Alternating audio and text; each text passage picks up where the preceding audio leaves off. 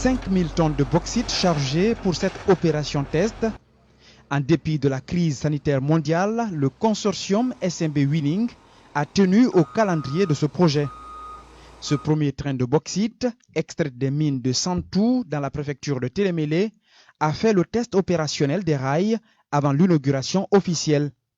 Tout au long de la traversée, des impressionnantes infrastructures modernes réalisées par des équipes du consortium SMB Winning.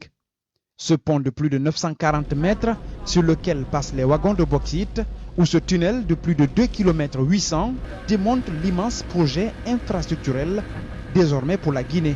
On a commencé à construire le chemin de fer. On a 2 tunnels total.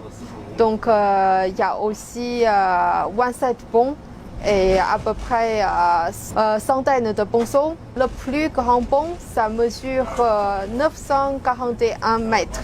C'est le plus grand pont en Afrique d'Ouest.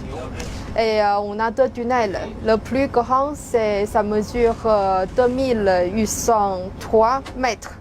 De l'intérieur, une technologie manifeste avec des locomotives modernes.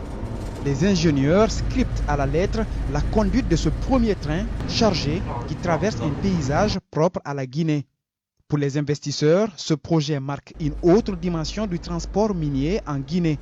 Donc nous, on a choisi le modèle de wagon de 80 tonnes. Donc chaque wagon peut prendre 80 tonnes de bauxite. Les locomotives peuvent tirer 100 wagons. Donc à chaque fois, ça veut dire 8000 tonnes. Dans la convention signée avec l'État guinéen pour ce projet, le consortium s'est aussi engagé à promouvoir le développement agricole le long du tracé ferroviaire. Et à la fin, à long terme, au bout de quelques années, on peut aussi sortir les productions agricoles par notre train ou bien par notre chemin, notre voie auxiliaire.